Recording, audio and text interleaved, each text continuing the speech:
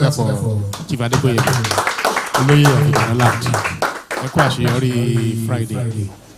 It's also not a coincidence that Baba is 81 years old. The same, hit group with our Kabiyesi, the Olubadan of Ibadan Land. The president of the Baba, Adewale Ladoja, Eba bi pàtẹ́wọ́ fún Kanfori àti Kabiyesi Fori. So we thank God for a day like this. I will not waste our time. I will go straight to the lecture. But permit me to speak into the lecture. Permit me to speak to the lecture. Some of us have copies of the lecture. If you have it, we have produced it and we are still going to produce more. You will have a copy of the lecture before we go or afterwards. I will send a soft copy to the organizers of the event. Let me also thank my very good brother and friend, Comrade Adebisi, am I right? And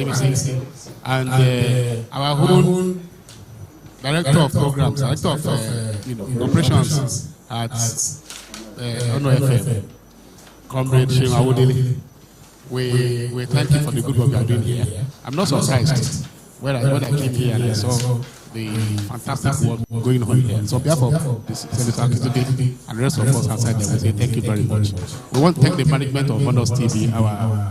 There are people here working with the entire management team for the good work we are doing here. The Lord Almighty God will continue to bless you. The lecture, as we have actually identified, is themed Recalibrating Nigeria's Electoral Architecture, Legal, Technological and Institutional Reforms for 2027. This lecture is quite apt at this moment because the nation is preparing towards federal election, national election again in 2027, which is to many of us look as if it is very, very far. But 2027 is just around the corner now. Before you blink the eyes, we already in 2027. 2026 will just come and go like that quickly. And by February 2027, we'll be going back to the polls to elect new leaders that govern this country. And we've had our challenges in the past as a nation.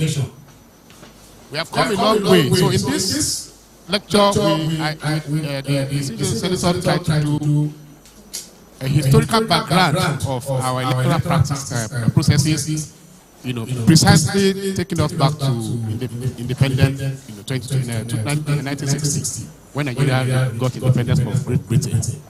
So we also looked at what are the assessments of the current situation.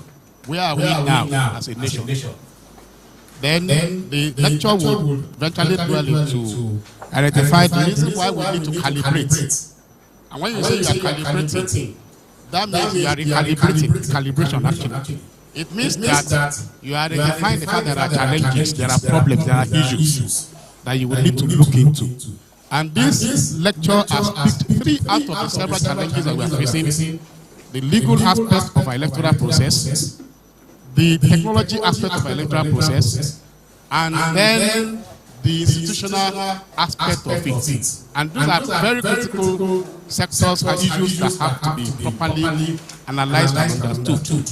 Having identified those areas, we now put up item 4 of the lecture: what are the necessary legal reforms that we need to do?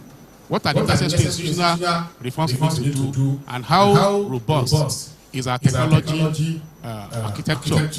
And then we draw conclusions and make recommendations. That is what the lecture is all about.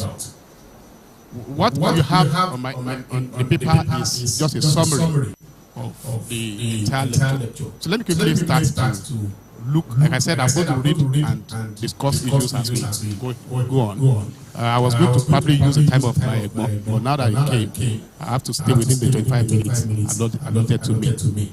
Now, we look at the introduction. Elections are very critical because they are the heartbeat of democracy. In every nation of the world, especially established countries that we all look up to, like America, Great Britain, Germany, several of them, you can see and conclude that because they have sustained their democracy, because they have sustained the ethics and principles of true democracy in their various countries, we are not surprised that they have been able to grow in terms of real national development, structural development, economic development, they have been able to sustain that because they have established true democracy. Their processes are accurate, not totally perfect though. They are in the recent times, the American challenge about the election in the last 2 elections, the one that produced Donald Trump the first time, and then the second attempt as well of his coming back to power. Of course, there were a lot of issues there. Remember again the time of, I think it was Bill Clinton handing over to Barack Obama, and another time when they are good experience, where they had issues with Florida election, Florida, you know, and so there's no perfect, 100% perfect situation. But that's why institutions have developed their structure so much that we can trust them in democratic processes and be sure that there can't be serious issues of, you know, concern as such. Unlike in our case in Nigeria, that's why the lecture says that they are the mechanism through which the elections are the mechanism through which people renew or withdraw their consent from who govern them, their leaders. But yet in Nigeria, unlike other countries I've mentioned, they are still the search for credible, transparent, and inclusive elections has been a long and difficult journey. And as we look ahead to 2027 general elections, the question for all of us here this morning is very clear. No ambiguity about it. How do we recalibrate Nigeria's electoral processes that we have identified and our architecture to ensure elections that truly reflect the will of the people? We have identified that in reality, we have problems. Whoever says that Nigeria is a fantastic place, El Dorado, we have reached El Dorado, is either deceiving himself or not telling the people the truth. So looking at the historical background, so where we have our major function this morning is what are the solutions? How do we get out of the quagmire we have found ourselves as a nation?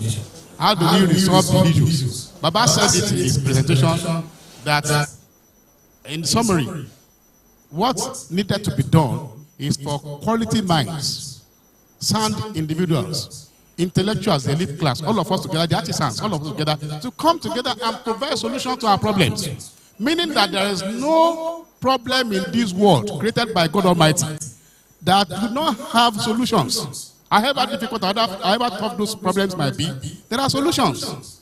What the challenge that we have as humans is that we do not look inwards.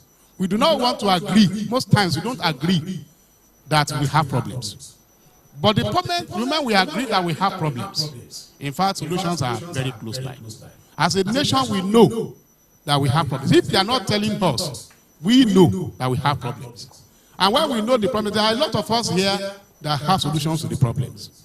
And that is the duty that we all have as a people to ensure that what are the problems and what are the solutions. Going back to historical background of Nigeria's electoral reforms, Nigeria's electoral reform history is marked by progress and setbacks. We've had it right, wonderful at a point, and it's discussed in this lecture. From independence in 1960 through the First Republic, elections were plagued by malpractices, intimidation, and violence. The disputed 1964 and 1965 elections triggered unrest that eventually culminated in the first military coup.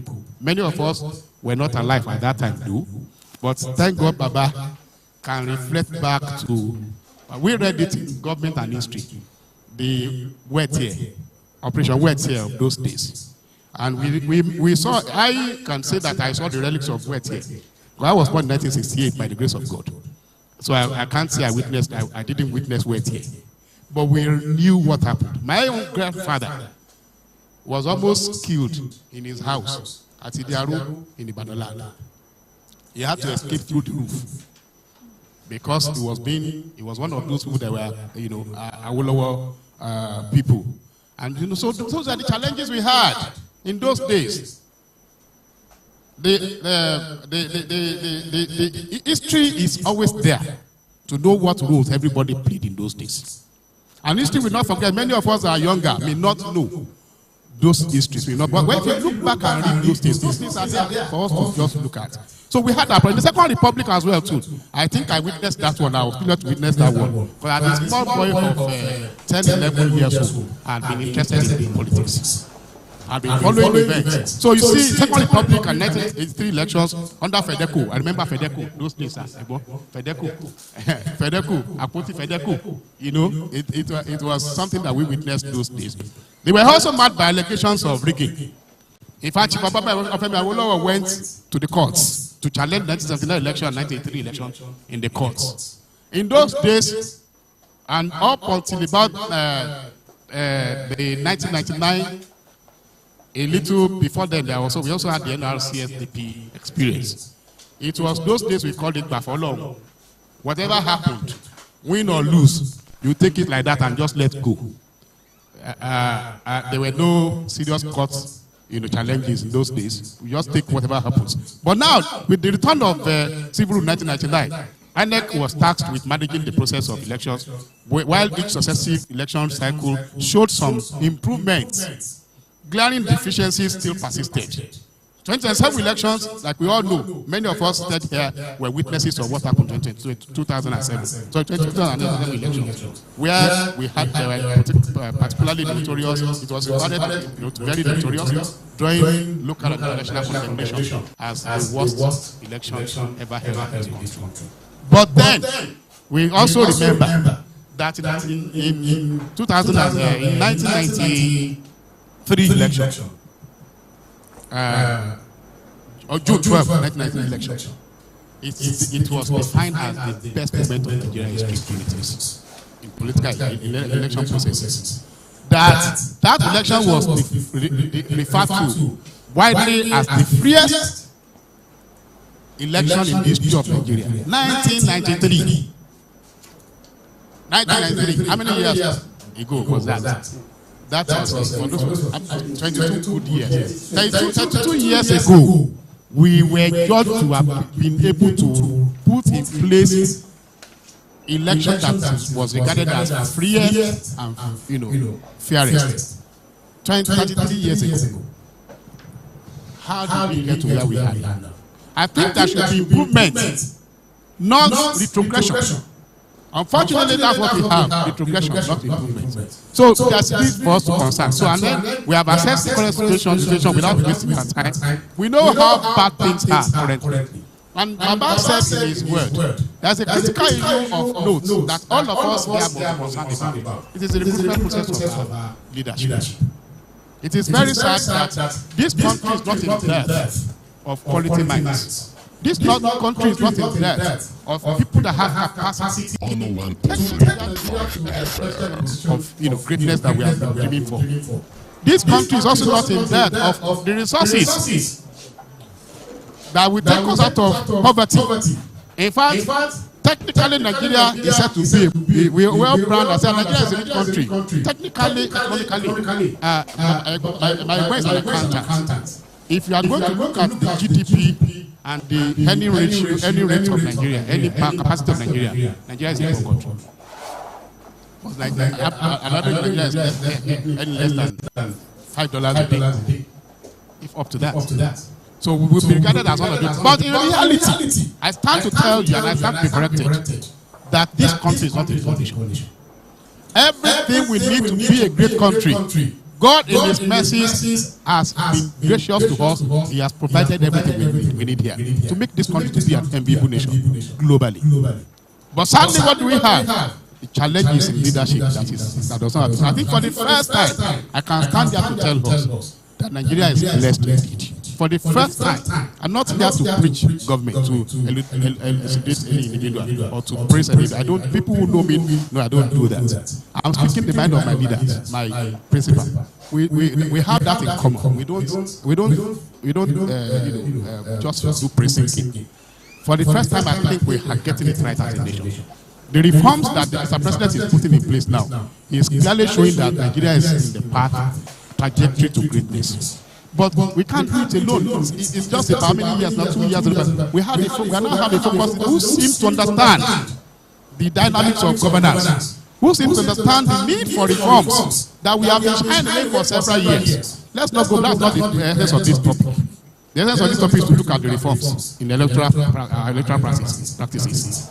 Now, I just want to quickly draw attention to the reality of how rich this nation is. I geography and planning. My principal is an expert in energy studies. A physicist, he read physics first degree, master's first degree, master's degree, physics, and then PhD in energy studies. I had the privilege of course, to have attended. Yes, I always proudly say I have the privilege to have attended great schools in Nigeria. So much that people will think that I studied abroad. I went to West College Practice School in Ekuru. I went to State Grammar School. I went to my grammar school for my A-levels, and I did my first degree at University of Lagos, Geography and Planning.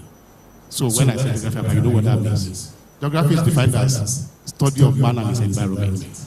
And I also did my master's in University. I know very well.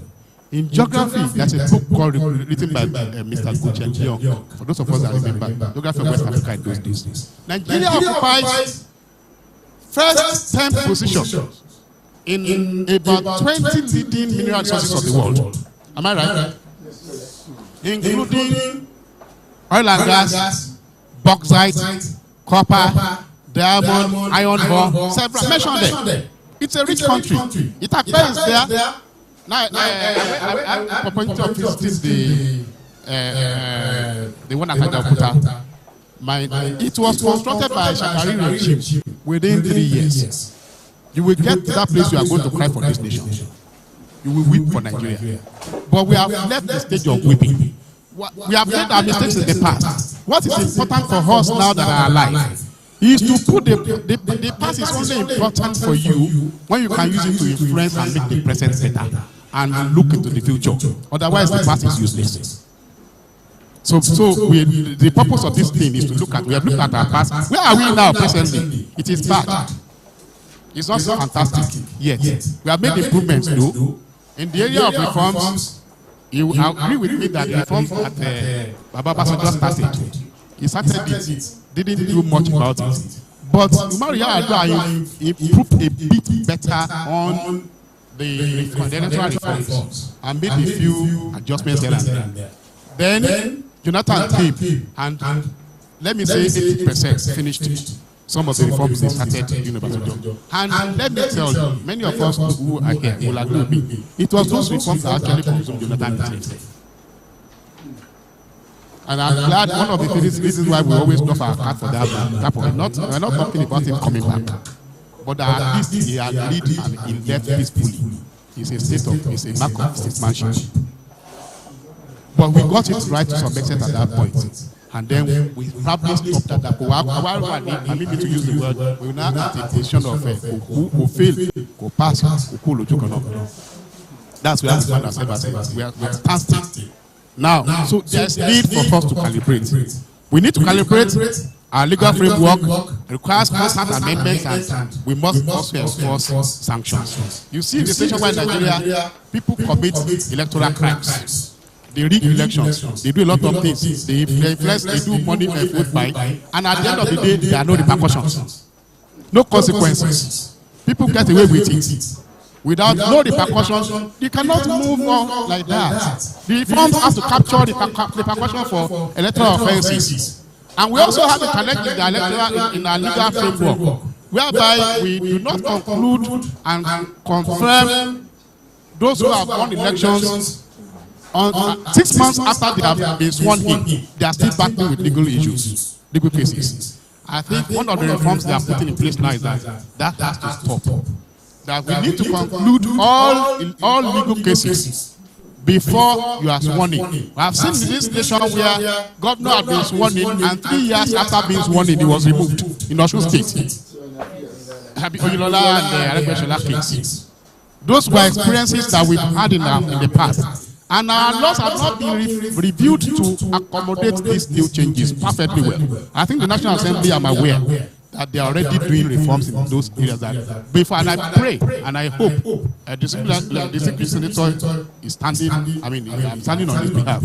I am making that promise that by the grace of God, they will go back to the House, the National Assembly, to conclude some of these reforms. Also, we have gray areas in terms of appointment of those who manage our elections, where the presidency or rather the executive are still the ones appointing those who are managing our elections. I think that's not good enough.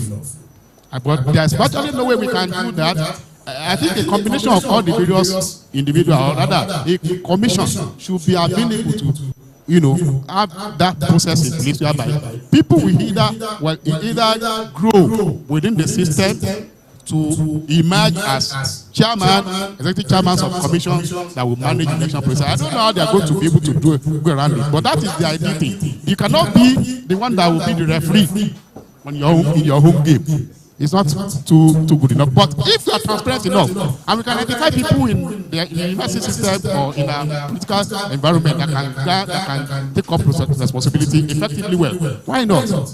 Somebody has to appoint somebody anyway. So that's the reality. So these are areas in legal reforms that I think maybe in the course of discussion we also look at. Now let me quickly go to the reform. So the legal reforms, Electoral Act 2022 is there. It was a milestone, but more must still be done. Key legal issues should be implemented. I've mentioned the issue of sanctions against electoral offences, which today, essentially vote buying. There isn't serious issue, but we witnessed it in the Oyo State recently. Look, I think in the course of this discussion, the issue of apathy will also be discussed. Apathy is a serious issue in our political process. And I won't blame the people. People have lost confidence in the system. When a station about 93,000 million people registered nationally, only 27 million people voted. How do you want to explain that? How do you want to justify that? In Oyo State here, during the last by-election in Ibadan South, Federal House of Representatives election by-election, 243,000 people thereabouts were registered voters. 273,000 registered voters. Only about 30,000 people voted. 30,000 people. Where are the rest 240,000 people?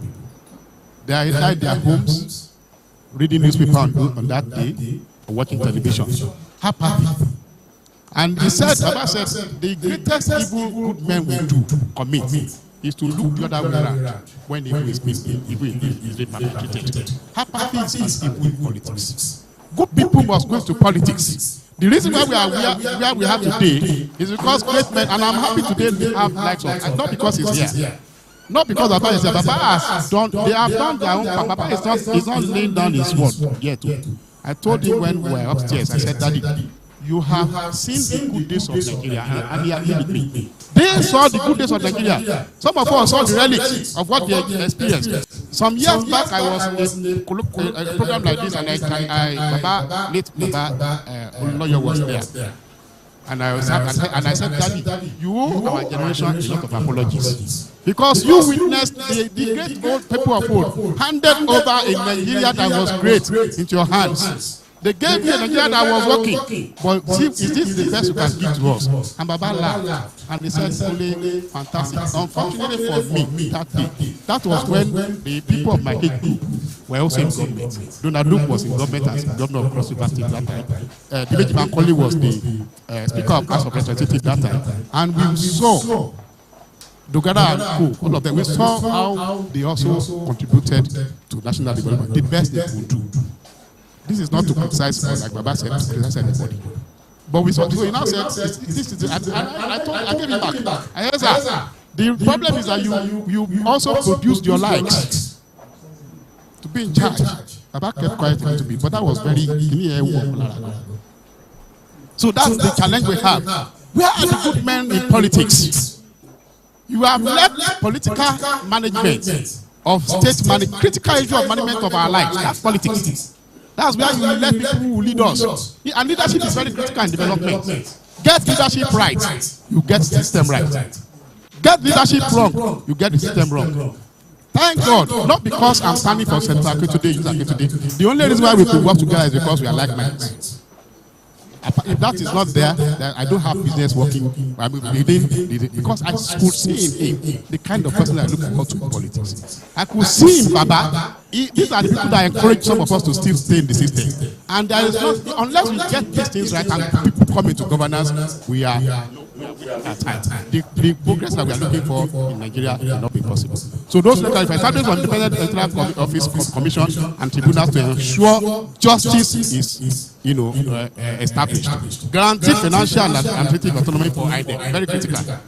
INEC has to be autonomous, totally autonomous. And legal framework to compel internal party democracies and transparent primaries. Some of us have been victims of that challenge. Primary elections practice. You will go to serve, the system will say no. What do you do? Necessary institutional reform. I'll round up. I'll just quickly finish. Look at the necessary institutional reforms. We look at the institutions and not individuals. Institutions are very critical. Why most countries that we talk about got it right? It's because they have very strong institutions. They have established processes that just come into the system. The system is working. Structures are there. Even however stupid, somebody tell me that there are some organizations in America that however less intelligent you could be, if you are appointed, there are processes you will follow. Just follow the procedure, you will succeed. Little brilliance. But here in Nigeria, it's a matter of game of who you know, not what you know. That's a big challenge. We have to appoint people that have capacity, people that have understanding of the dynamics of governance to be in charge. So if our reforms must accommodate quality minds, we must ensure that appointments to INEC leadership are based on, I've mentioned that, that's what I'm saying, competencies, independence, and integrity, not political patronage. What we have today is political patronage, people in charge. Until we stop that, until we identify people that have capacity to deliver and put them in charge. Many of the occasions you have seen people who have wanted to put, some of us are in politics. Like Yunus Akintunde and Dr. Akintunde and several of us that have mentioned that I know. It's not what they want to hit again that they are looking for in politics. I want to be what we will become.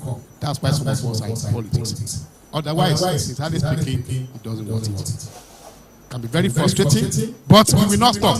We'll keep on until we get it right. So those are things that we need to do. In conclusion, they have to recalibrate the Nigerian electoral architecture. I don't need to bother you about the issue of rivers and areas. We know how the glitches and the challenges that we had during the previous elections, the last one and 2019 elections. Those glitches were real. And we had secured such architectural system to manage what is the beaver system. It's simply about technically duplicating what we do manually. To ensure that we got things done technically, so that you can be on your polling booths and do your elections, take record of it, and then it must tally with what the technical system is providing for you. So we should double. That's just what it is about. So there's a game of that game. If you use it technically, at least you have the manual thing, and it's the same thing. That was what we did at what they said at the court. But Nigerians are saying no. Both must be available. The word has come beyond the situation whereby you now manual techniques to conduct elections. In America today, you don't need to go somewhere to go and queue. In your office or your home, whatever, with your telephone, you can cast your vote. You must get to that level in Nigeria as well, whereby you can cast our vote technically without any stress. So those are the kind of things we are talking about in terms of technical reforms. We must be able to, Nigerians want to go and vote, but when we have to keep for several hours before they can cast their vote, they don't have that kind of patience. So, but when you get their votes, comfort of their votes, they can cast their vote on their telephone without talking about errors and what have you. A lot you will see that their party will use against it. That's one of the areas to look at. So conclusively, we have discovered that we cannot continue to go this route. This route we have been going through in the last several years in our nation system has not led us anywhere good. And it's only fools that will continue the same trajectory several years continuously. People are wise. We are not idiots. We are not fools. We have several people that have capacity to deliver and take the nation to where we are. So I want to, this colloquium, as I want to discuss further, there will be comments there. The bottom line is that we are ready for change. The National Assembly will go back to the drawing board. The executive will go back to the drawing board. The collaboration with the judiciary as well will bring meaningful development and meaningful progress to our nation. And lastly, I want to challenge those of us here. People are hearing us. Solution to Nigeria's problem is what Papa has identified in the aspect of recruitment of our political leaders. National Assembly, Federal House of Representatives, I can tell you over majority of this is a personal quote. Personal comment. In my capacity. That majority of those who are there don't have business there. We are only lucky to have in our Senate chamber to have the likes of Senator Akintunde, Oloye, Sharafadin Ali,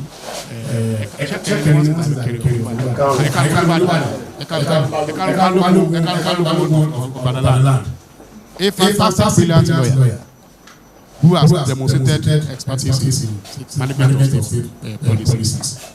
And we have Dr. Idris Akintunde, fantastic man, brilliant, intelligent. Dr.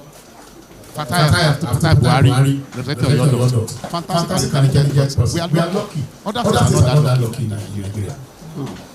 I remember a story when my late governor, Governor mentioned that when he got to National Assembly, he said he got there and he found out one came to meet him. I said, I like that. And he said, you don't have to. I don't remember the name he called, but one person from the door. He said, what are you doing here? I said, I'm here. I'm a senator. You mean senator like me? And you know, because the man was the tanker driver when he was national holiday. He couldn't even sign his name. That is how bad it is. Who are like he said, councillors? Who are our assembly members? Who are our state assembly? Who are our governors? Who are they? Do they have sincere genuine interest to serve? Let us watch as we go to polls 2027. And we pray that some of these reforms that we have clamored for will be put in place. Once again, I thank you for listening and I appreciate you. Please jam your hands together. Yes, for our guest. Thank you very much. We appreciate you. That was $1 billion of lecture. You chronicle and also at the same time to chronicle the challenges that the electoral system is facing in Nigeria, and you prefer solutions and recommendations. Please once again jam your hands together for him.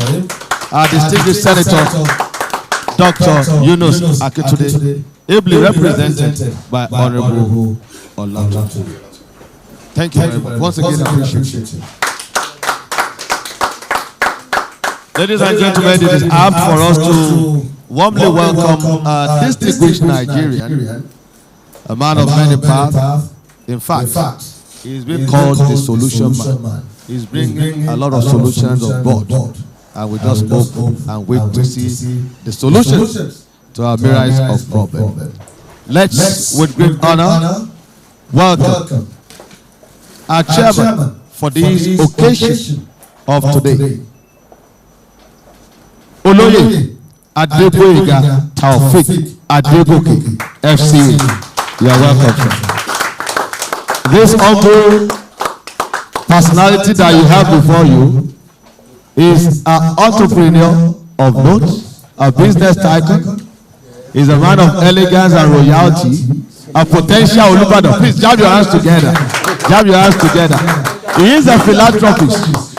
In fact, you will get to know more of him. But once again, we welcome you, sir. He is so humble. We were together at the coronation of the Olubadan recently. Very accessible. Let me use this opportunity to quickly have your citation, sir. I implore you to just move forward, yeah?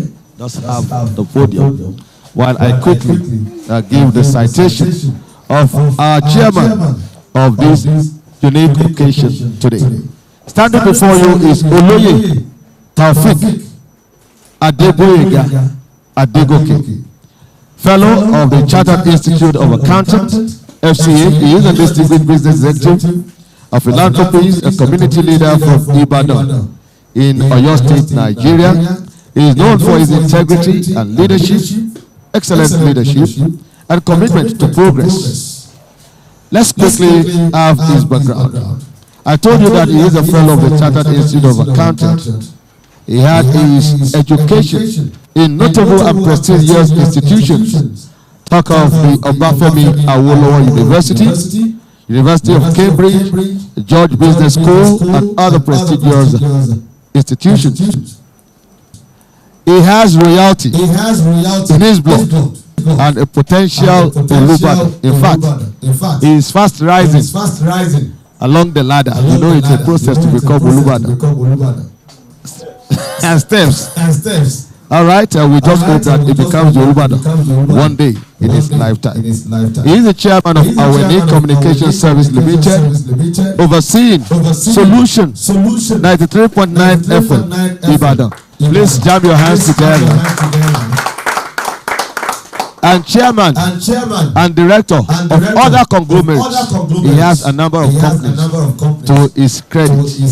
He has received numerous awards and encomiums because he is indeed a gentleman, a go-getter, and a humble achiever. Jam your hands together for him.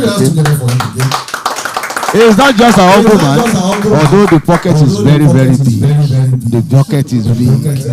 And he is known for his very, very huge donations, generosity to mankind, and to projects that will elevate humanity. And we have another project here today.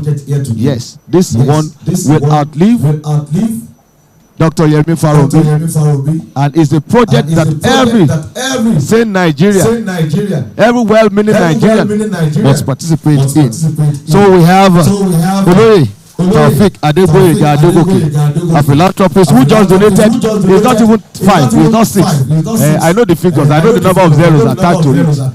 But don't worry, you know more of him, you will see more of him today because we believe he will donate to this cause generously. Please welcome with me this great philanthropist, Oloye Taofik Adeboyega Adegoke, the chairman of the Yemi Farobi Colloquium celebrating Nigeria's 65th independence anniversary with this public. Thank you very much, sir. God bless you. Honored to have you here.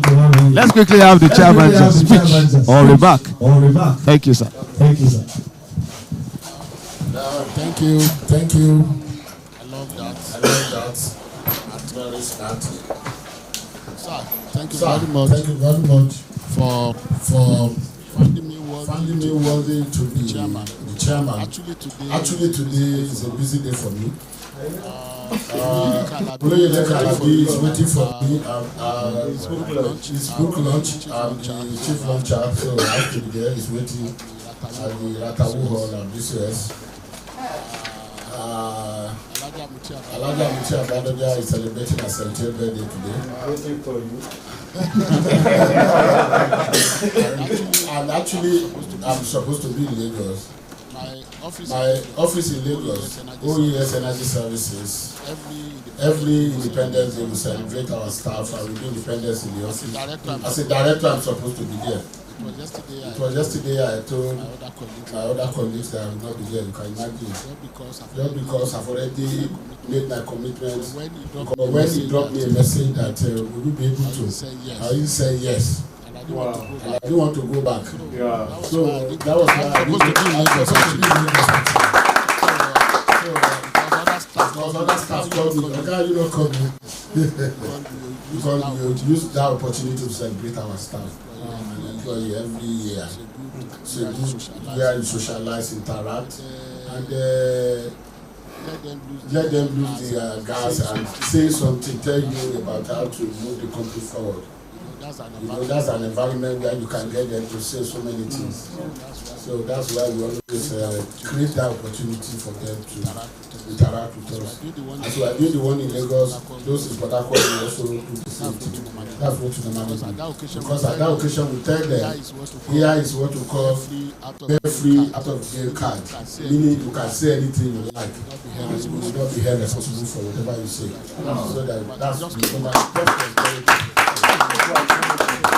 So it's a way of that's part of what we call people management in order to get your staff to work for you and believe in what you are doing, because you can't do it alone. Nobody can clap in your hands. It's a great effort. So thank you, sir, for inviting me, and also my senator brother, guest lecturer, when I look at him and I say, Senator, you need to be able to attend. We were together on Saturday night at Maya Adelabu's little get together.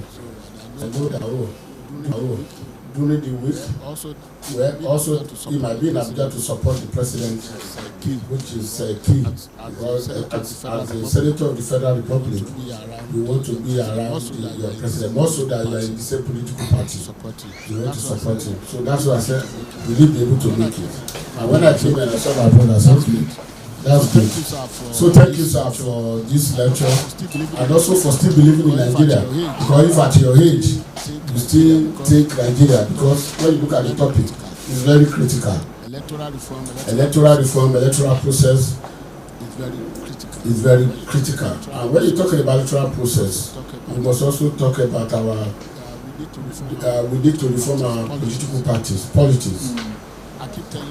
I keep telling people, it's difficult for learned people, professionals to take part in politics in Nigeria. For instance, look at what happened on Monday. PDP Oyo State organized Congress.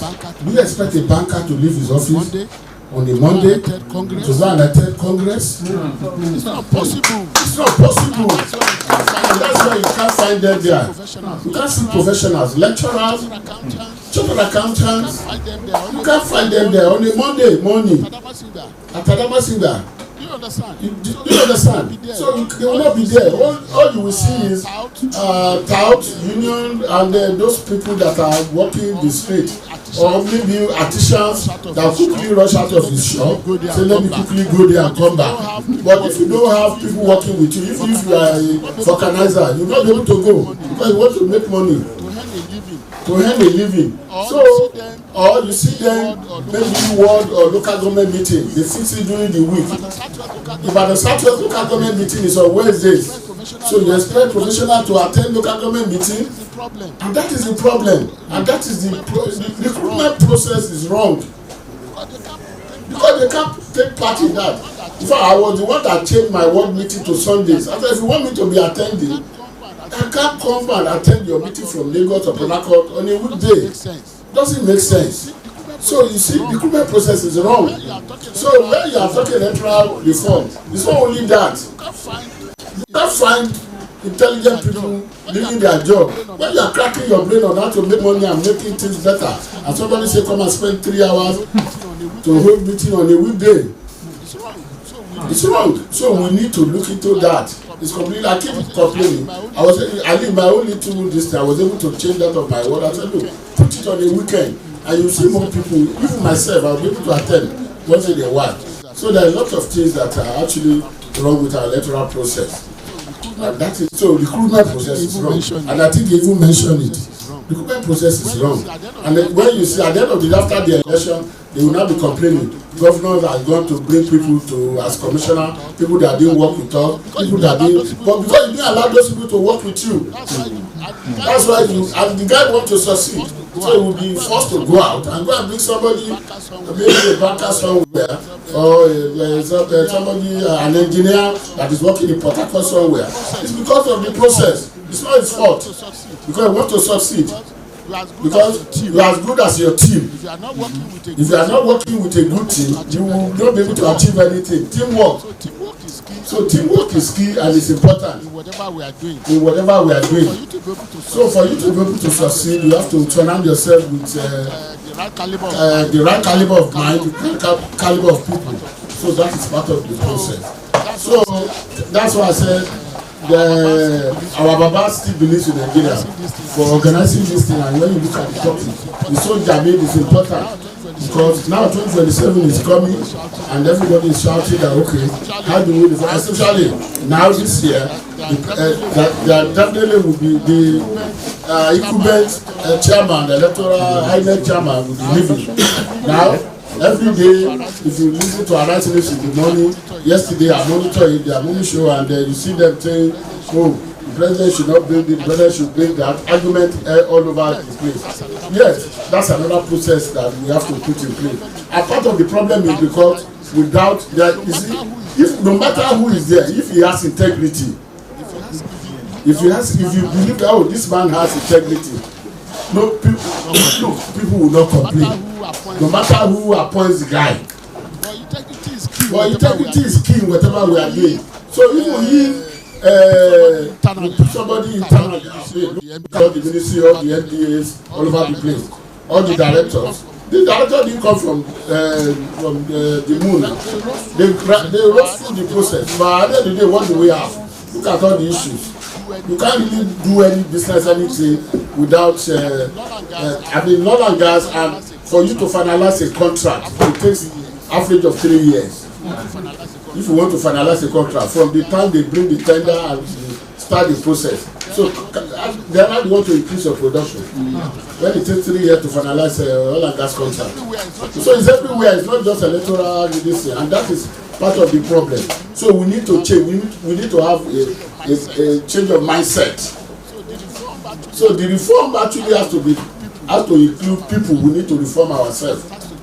And it has to start from day one. You see, I was talking to somebody the other day.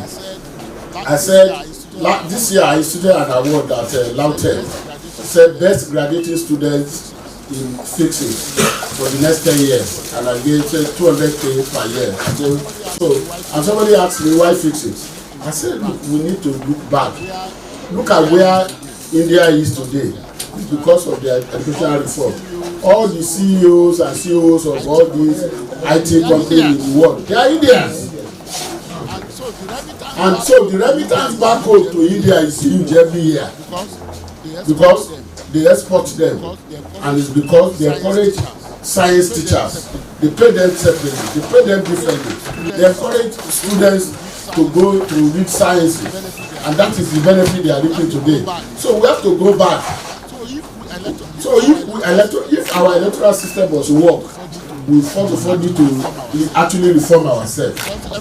Because everybody said only 30,000 participated in the Ibadan North election.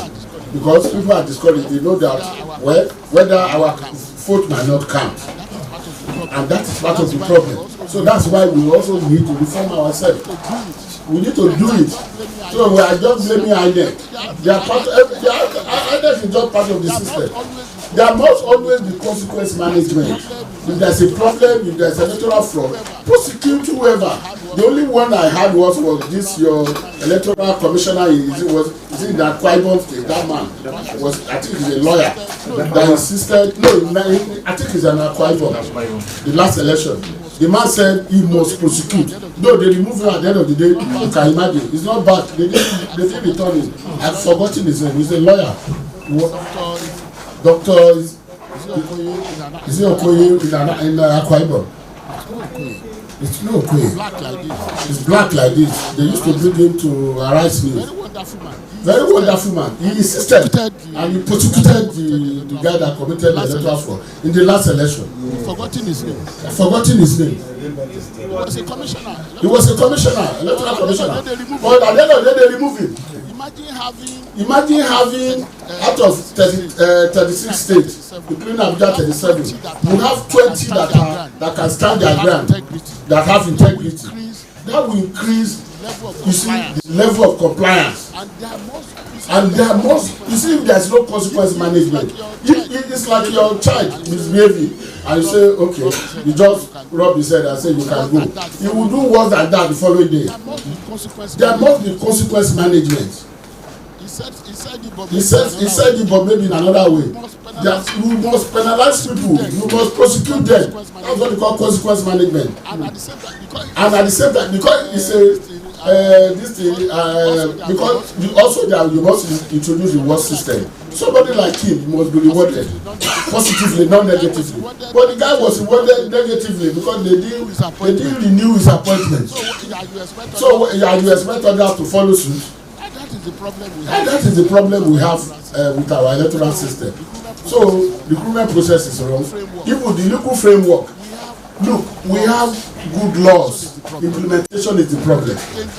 We keep changing. Okay, let's modify it. Whatever you modify, whatever law you put in place, is going to be implemented by human beings. It's Nigeria. We are the one that implement the law. So it's only if you implement it. Are you saying that there's no consequence management, there's no law that we can use to prosecute all these electoral offenders. We have them, but the problem is implementation.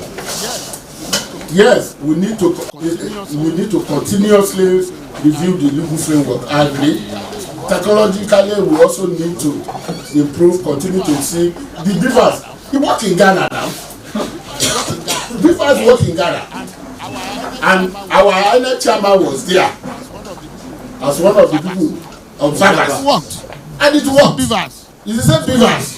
So it's people. No matter the technology you deploy, it's the people. The server. Somebody is managing the server. So if you say yes, if you do the right thing here, and somebody tamper it from behind the scene, because maybe you don't understand. You know, if you process a payment, maybe GTA house, you go online and you process, and the thing hang or is waiting for processing. If you call them, they'll say, okay, we'll process it from behind. Maybe it has not happened to you. It happened regularly because we make a lot of payments in our country. When you call them, they say, okay, don't worry, we'll process it from behind. So no matter, that's why I said that even with technology, with your beavers, with whatever devices, there's still a way people can tamper with it from behind. So integrity is key. Even Warren Buffett said, if you want to hire anybody, you look for 3 things. You look for experience, which is key. You look for energy, and you look for integrity.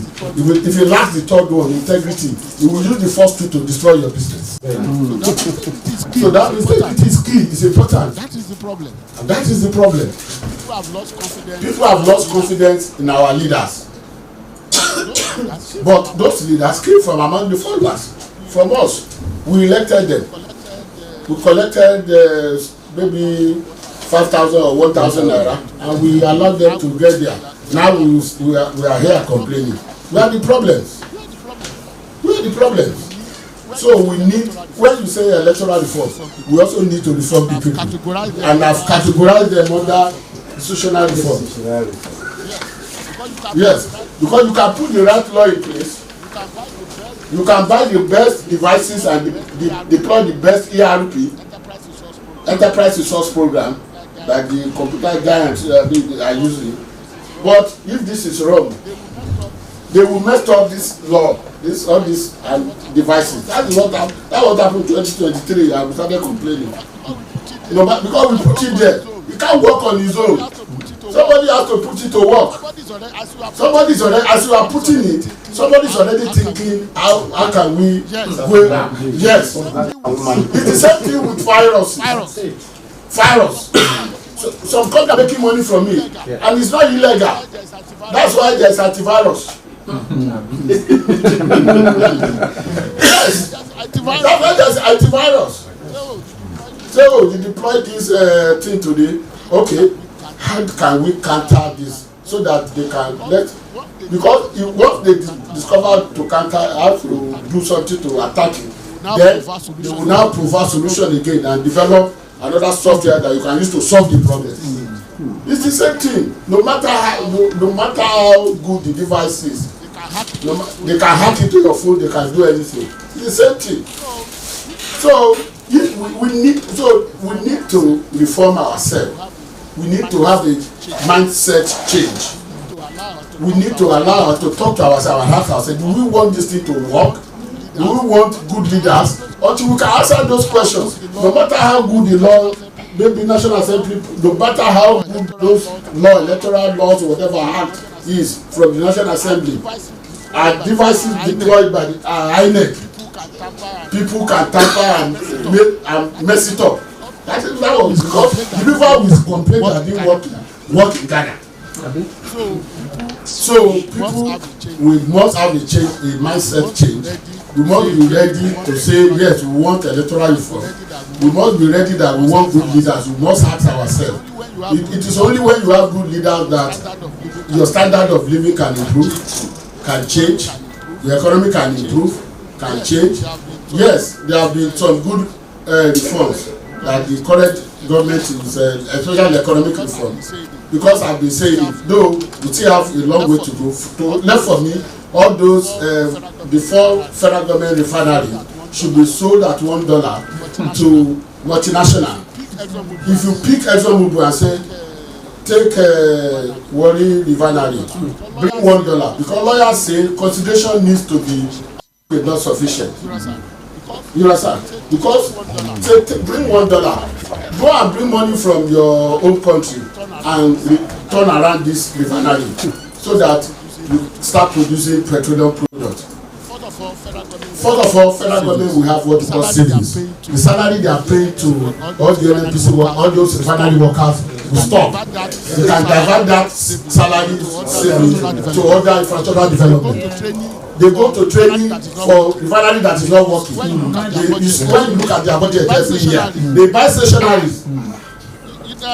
They have one of the best canteen. When I was in Deloitte, I trained with Deloitte as an accountant. We used to audit them. They are one of the best canteens, staff canteen. They take lunch, they do everything for refinery that is not working. So if you sell it out at $1. I said this since Abacha day, not now. Imagine us selling it since then. And say Shell, pick one. Agip, pick one. Mobu, pick one. Total, pick one. Look at how many refineries will be working today. But government is still paying them salaries. So we just have to have a mindset, a change of mind. Because if they want to do it now, some junior member will say no. As if we don't know that this thing is wrong. We know. See, we are just selfish. We are the same people complaining. And we are the same people, honestly, we are contributing to the problem we have. No, you see, no, it's not that God will send somebody from heaven to come and do it. We are the one that will do it. That is exactly what I'm talking about. So we need to actually, what is key of these three, no matter how good the law is or the device, like device, if this one is wrong, inside this institutional reform includes INEC, includes police, the civil defense. Yes, because they are the ones that will look this side when they are changing the results. I'm serious, this is key institutional reform. It includes all of us inside this institutional reform. So that's why I say our Baba is still very, very loyal to this country. He is honestly very dedicated. May God give you long life, sir. Thank you for arranging or organizing this lecture, and also give thanks to my brother Senator Yunus Akitune Yunus for job well done, and my brother very powerfully delivered. So he knows you are capable. That is why he sent you. That we didn't miss him because you are here representing you very well. So and when I see him, I will tell you that you did a human job. So well done, brother. Thank you. Let's down your hands. Down your hands. Thank you very much. Wow. This is standing ovation. Let's keep the hands rolling. We implore you 1 minute, please, before you go. You take good photograph, but just have a seat. You've said it. You've said it, and you've heard from the horses. But daddy, you can see. When I told you that he's a man of solution, you thought I was joking. You have seen a very agile man. Very agile. Very bold, intelligent, a resourceful man. And I tell you, sir, you are an orator. You delivered that speech very well. And a great man. And a great vision. So for me particularly, I have seen the solution that I have been looking for all this while. Do you want solution too? This is the solution you've been waiting for. I'm glad to have you here, sir. Thank you once again. For the great job you have done. Well, sir, you told us earlier that you have other today. We appreciate you for coming here. But before we go, there's something very important that we have to do. And it's about the proposed project, the Secretariat of the Colloquium Secretariat. And this, we believe, is going to be a state-of-the-art facility secretariat, administrative block, and the state-of-the-art facilities. We intend to have online television. We intend to have e-library, guest house, others. And you've said that you'll be launching, you'll be that. So today you will also be the chief. Give him a round of applause. So, sir, the stuff you are made of. The stuff you are made Yes, of. but this is a very, Yes, very but this is a unique very unique project. I know you want to have associate yourself with Baba at all times. Okay, you will be the first to do it. You will be the first to do it. You will be the first to do that. You will be the first to And do we have that. the donation And we form. have the donation form. Can I have the donation form? Can I have the donation form, please? Don't worry. Okay, thank you. Okay, thank you. Let's quickly welcome welcome another important personality. Another important We personality. have We Mrs. have Rosemary Mrs. Alaba Rosemary Adeliji, Alaba the Administrative Adeliji, Secretary the of the Administrative Independent Secretary National of the Electoral Commission, Independent INEC, National Oyo State. Commission, INEC, Oyo State. Thank you very much. Thank you very much. Being accompanied here by accompanied a here powerful by delegation. a powerful delegation. And one of our guests And one of our guests is already is ably already represented. ably represented. Let's welcome Honorable Olatunde Oladipupo Adebutu. Please give him a round of applause. Please give him a round of applause. And he is being represented And by he's being represented by Dr. Sola Ari. Please come forward, please. Please come forward, please.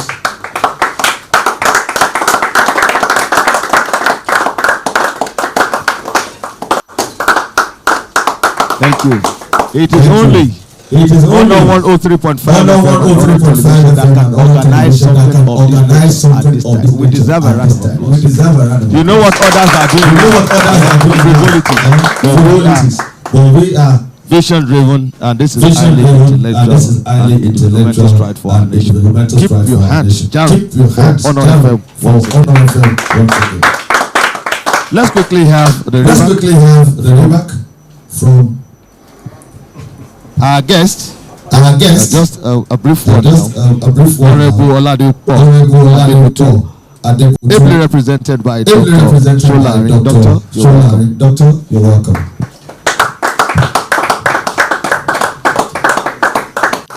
Please, I'm sorry.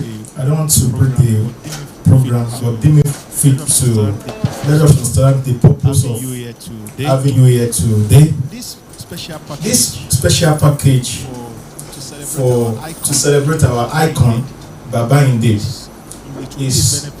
will be a benefit for all the people in the media industry. And I must let you know very well, if we deem it to achieve it, it will be an applause for all the youths that are studying mass communication and other course related. This vision also, Yemi Farubi himself, we deem it fit to rub minds with Baba.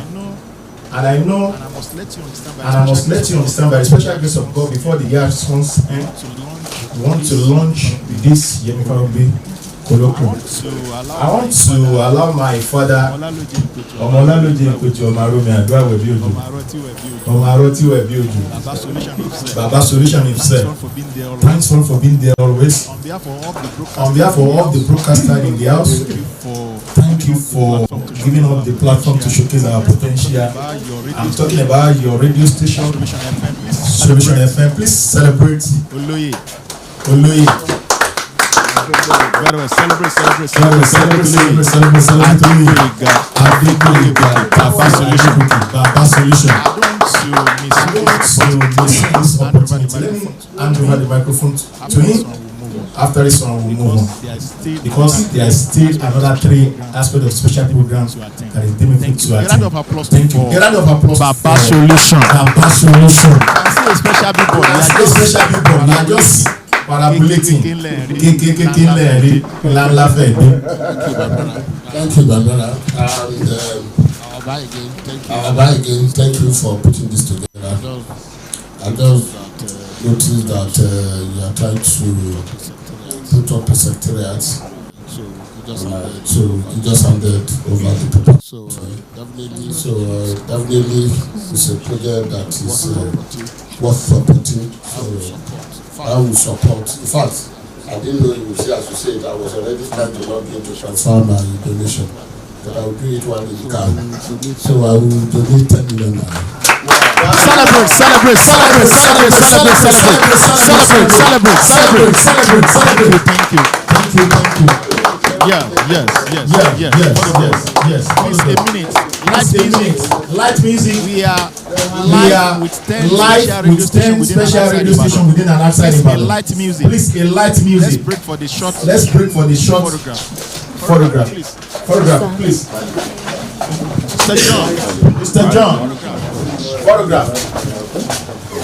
John J. Awi. Ẹ bá pe Jeremiah. Photograph. Ẹ pe Jeremiah wá ọ̀rọ̀ àgbà. Jeremiah. Sorry, fún gbogbo wọn wà. Kò sí John bí kò sí ní Jeremiah mọ́. Okay.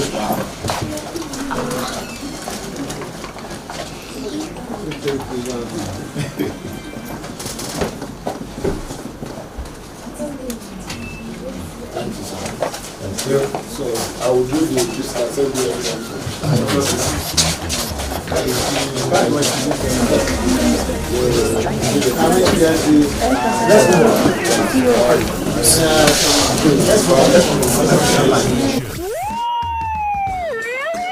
Thank you very much. We appreciate you.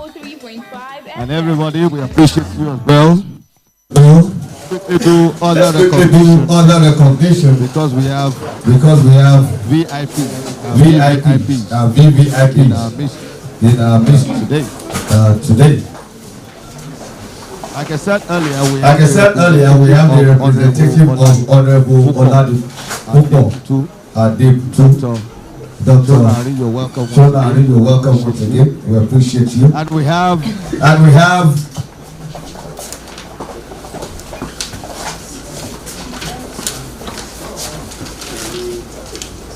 broadcasters. Their numbers. We have a number of partners, media stations that have hooked onto the program live. We shall give the names very soon, but we appreciate them.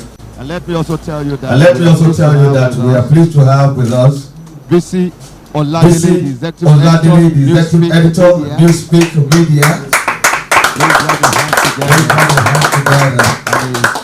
And is also the chairman Southwest Guild of Online Publishers. A round of applause once again.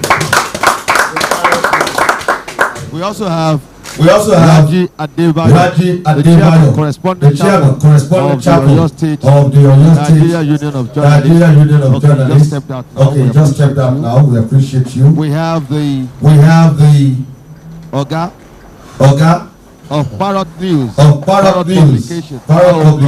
Our brother. Very cooperative. Please welcome with me. Ambassador Olayinka Abuola of Parrot News. You're welcome. Thank you. And in due course, I'll do another recognition. But at this time, let's quickly hear from the representative of Dr. Honorable Oladipupo Adebutu, who is ably represented by Dr. Sholari. Please give your hands together.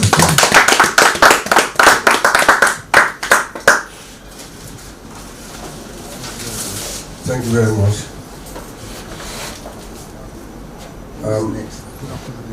Good afternoon, ladies and gentlemen. Permit me to rest on the existing protocol. I'm sure protocol must have been well established, and resting on it should not cast any doubt in my mind. I know I'm not going to fall. I want to congratulate you, and I wish Nigeria is blessed with people of examined minds like you. But unfortunately, I'm not wired that way. And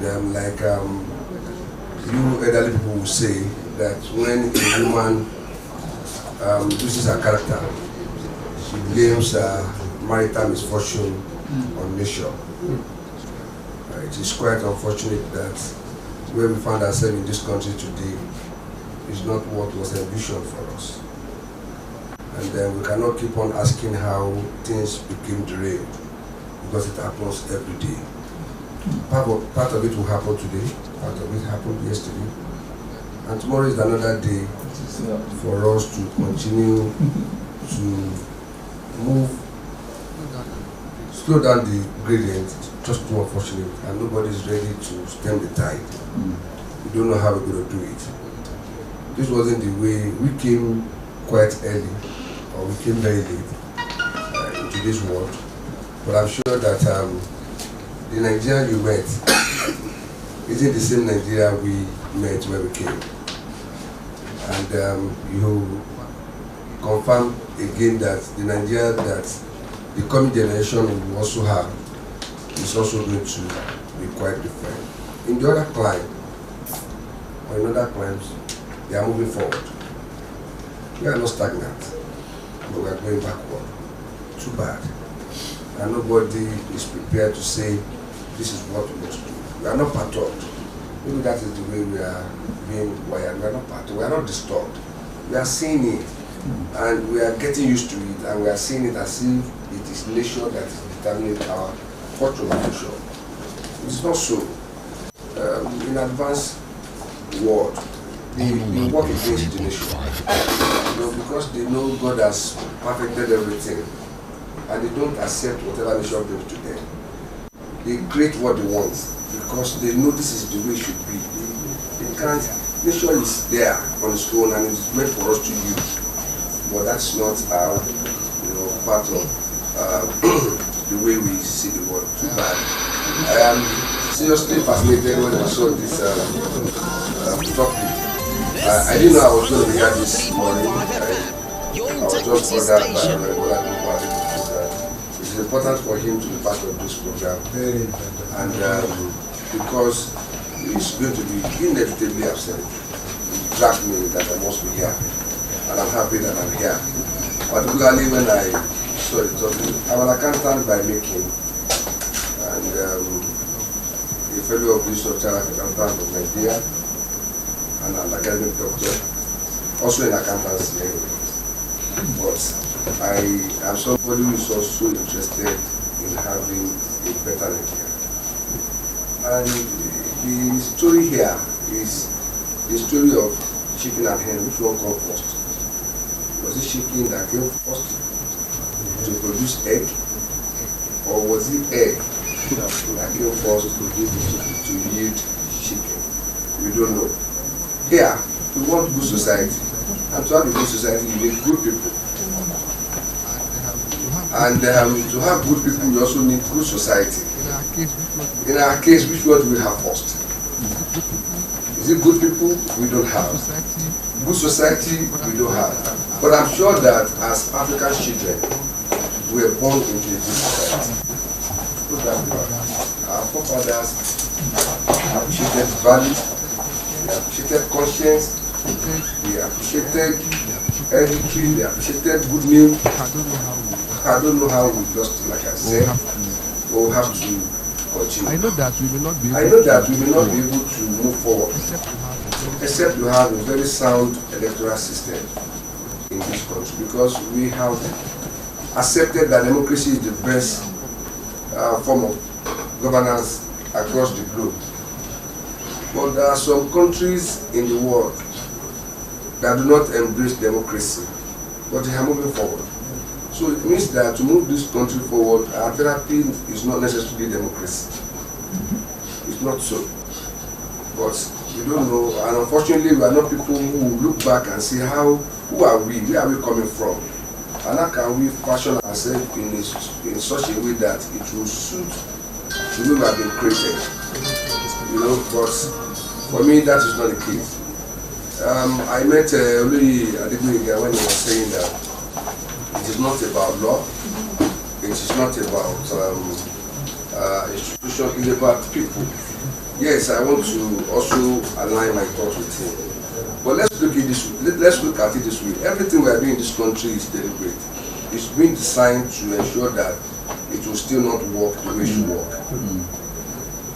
While coming here, if peradventure I lost my ATM card, I will get it back today. But if I want to be injured, let me go and lose my voter's card.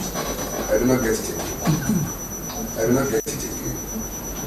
And when you look at the security features associated with an ATM card and with ordinary plastic card that INEC give to the electorate, you will know that it is a deliberate way to ensure that people do not participate in how they are being governed. And that is one of the fundamental insults to our collective responsibility to get involved in leadership recruitment in this country. Why is it difficult for people to get a voter's card? And it is not difficult for you to get your ATM card. An ATM card that you are going to use on several financial platforms. An ATM card that you can use to buy items from anywhere in the world. An ATM card that you can use on POS, on everything. Within 5 minutes of entering the banking premises, they give you your ATM card. And I don't know the magic that you can do, that you can get a voter's card in 6 months. It's not possible. I don't know if I need people are here. You know this. Yes. How do they feel? If it is the same way they issue voter's card, if it is the same way that bank issue ATM card to them, will they be happy? They will not be happy. They know what they are doing. They know what they are doing. They are part of this thing. They are part of this destruction, including all of us are included. And sometimes when you see youth protesting against bad governance, I look at them and say, oh, we are getting it wrong. We are getting it wrong. Protest against the principle of getting your voter's card first. You know how many Nigerians don't have voter's card? They are far more than those of us who are carrying it. And like I said, if you want to be unfortunate, just lose it. You know what it means. Regrettably, the admin secretary of INEC just I will have acted. If they cannot handle it, why is it difficult for them to outsource the production and issuance of voter's card? It is because they know that is the only power we can rest on, and they do not want us to even have any power at all. And like I said, if you want to take it just serious, you begin to look at the way. And even get an NIN card now is even simpler than getting voter's card. To even get the driver license, in fact, the card that is toughest to get in Nigeria is this useless voter card that INEC is doing, and it is delicate. And I don't know how election can be strengthened. I don't know how our electoral reform can also be strengthened if we don't start from the fundamental, place of this. And must we even use our voter's card to vote? There are a lot of other identity that you can use, because even when you bring the voter's card, you will see that it is no security feature embedded on it. It is just for them to see and show you. Take your rivers through passport, and that's all. So why must we use it? And that is the question. So you see that the world has gone beyond where we are, and unfortunately we are not even moving in the same direction. Hence we will be praying to catch up with the other part of the world. But because they are going north and we are going south, we will not meet. There's no meeting for us. And I don't know why our leaders and all of us are choosing to take this direction that we have all faced. But one thing that I know about this country is that there is no topic that we won't enjoy robust discussion anywhere. You know how to trade bill, you have to talk about it, everybody knows what is wrong, but you will know that it is fundamental that we are not prepared. Hi, I'm Charlie Puth. It is easy to wake somebody who is slumbering up. But somebody who is pretending is not pretending. This is not possible. We are not sleeping. If we are sleeping, we would have said somebody should wake us up. But we are definitely not sleeping. We know what we are doing. We know that having it will not benefit certain set of people. But having it bad will benefit them. So, and I don't know, it is not even prayer. Prayer cannot solve this because it is deliberate. If it is a misfortune that is imposed on us by nation, we will ask God to solve it. For this one, you can't ask God to solve what God knows. You are pretending. You are deceiving yourself. There is no amount of prayer. Let all of us be sleeping in the and because it God will answer our prayer. And that's why when you see people let them go and worship. Don't let them ask God for anything. Because God will not do it. It's about the problem of this nation. God is not going to solve it. Definitely. Because you can't even pretend for you can pretend for from now possible.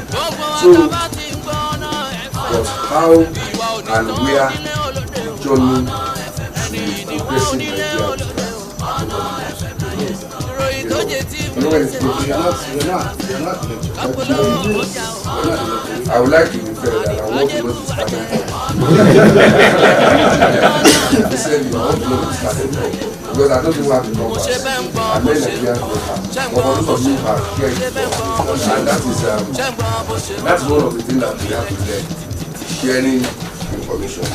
So like I said, I don't know, but I'm sure that I'll get hold of it.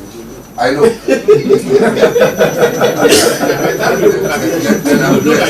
Then I'm blessed. I know. Yes, I said let us know the place so that all of us can come back here and we can say let us go and let us move forward. So I want to thank Baba and pray that heavily you continue to be. And I don't know the age of your fathers and your forefathers, but I evidently know that you live longer than you lived by the grace of God. And you enjoy your old age that you are enjoying now in sound mind and good health.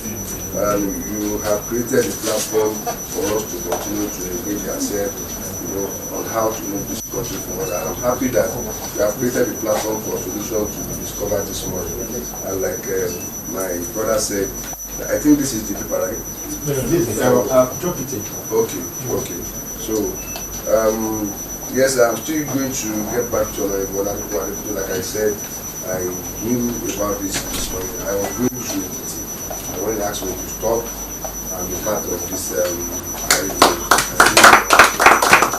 but I will tell you that he decorated me by asking me to come here, and he has also given me an opportunity to be part of this.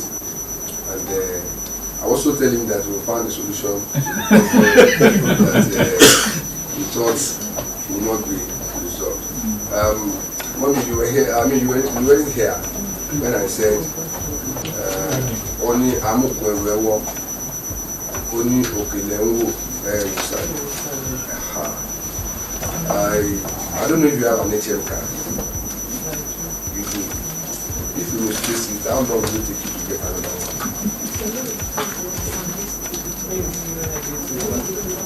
You didn't have any. What is the likely duration? You can get it in a day. Within 24 hours. Sure. If I lose my voter's card, how long will it take me to 2 years. Wow. Question. You're laughing. Big question. Thank you very much.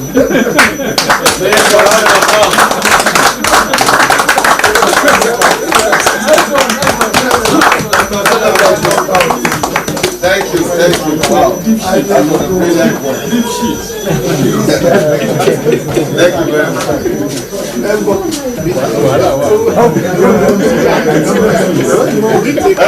We take the questions together. Yes, sir. Yes, all together. Okay, we have You have raised a couple of questions. the donation paper pass round. Please donate generously, bountifully. Firstly, we want to have the remarks from the Administrative Secretary of the Independent National Electoral Commission, INEC, Oyo State.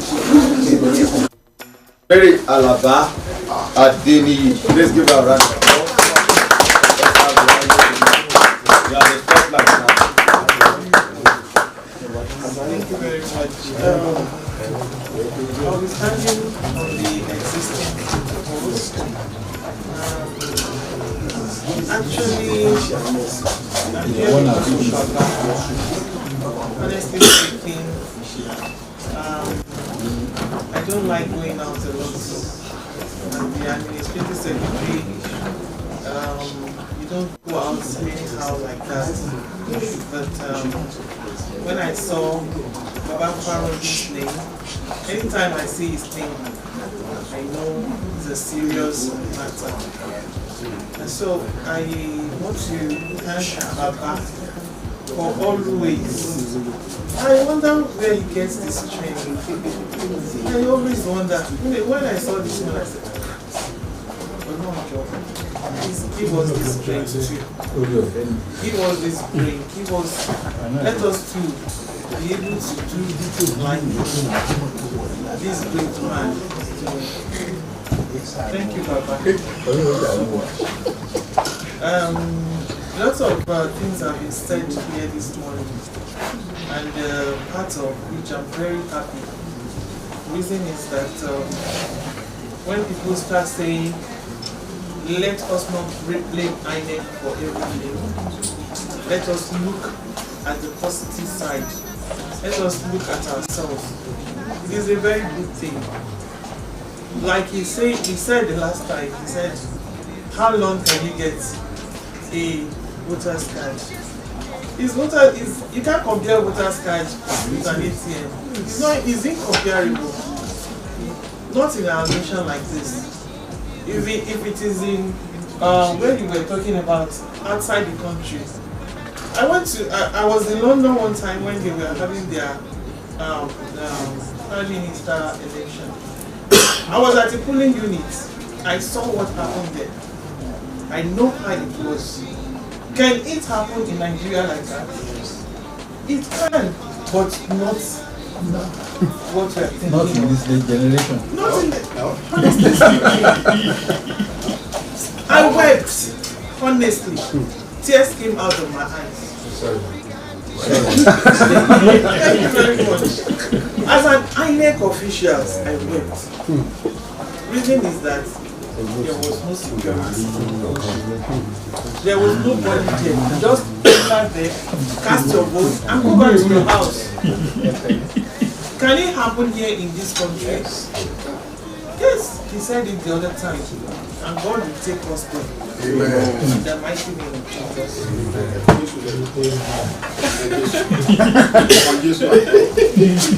Okay, no problem. Sorry. It is my distinct honor and privilege to welcome you all to this critical public lecture designed to commemorate the celebration of Nigeria's 65th independence anniversary. This gathering is a testament to our shared commitment to strengthening the pillars of our democracy. Today, I wish to speak candidly on 4 critical pillars that are fundamental to the credibility of our electoral process. Let me begin by addressing a subject of national importance, the autonomy and operational effectiveness of INEC. The Commission has consistently advocated for and appreciates the growing consensus on the need for financial and administrative autonomy. This is not about aggrandizement. It is about efficiency and predictability.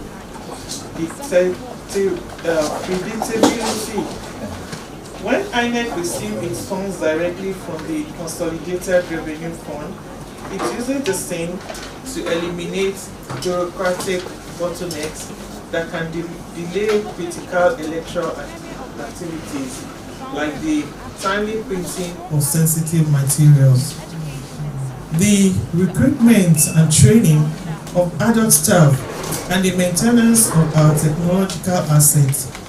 In our state, however, where we set the pace, we are committed to maximizing every resource allocated to us. We are deepening the use of the bimodal voter accreditation system, the BVAS, not just for accreditation, but for verification of voters on election day. The use of INEC Result Viewing Portal, IREP, has also ensured the seamless transmission of results, which has become a cornerstone of public trust in the electoral process.